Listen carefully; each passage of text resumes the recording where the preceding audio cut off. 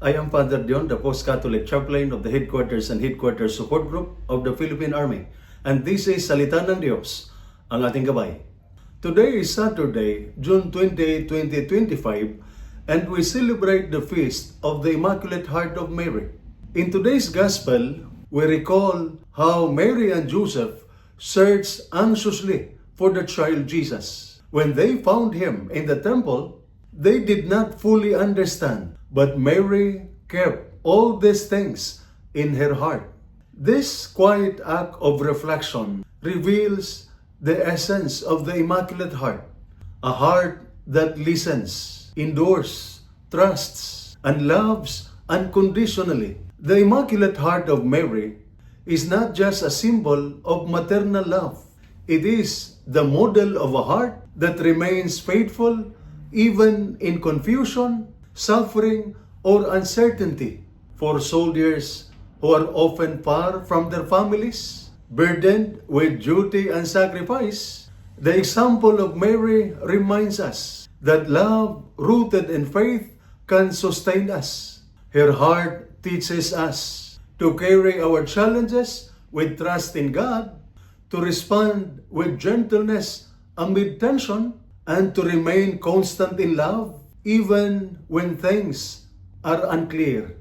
This feast also complements the celebration of the Sacred Heart of Jesus, whose divine love Mary mirrors so perfectly.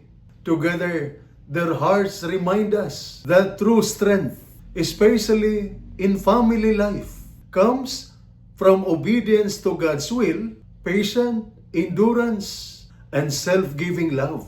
May every family, especially those in military service, find inspiration in the Immaculate Heart of Mary, to forgive quickly, to support one another in times of trial, and to walk humbly with God, no matter the distance or hardship. And this is Salita ng Diyos, ang ating gabay. Let us pray. O Immaculate Heart of Mary, teach us to trust as you trusted, to love as you love, and to serve as you serve. Pray for us that our families may be blessed with peace, patience, and unity. In times of separation, we may keep close in heart. In moments of hardship, we may be reminded of your example. May the strength of your heart inspire us to remain faithful to God and to one another. Through your intercession and the most Sacred Heart of Jesus, we may become families rooted in love, united in faith, and strong in hope. Amen. And may the Almighty God bless you and your family, the Father, the Son, and the Holy Spirit. Amen.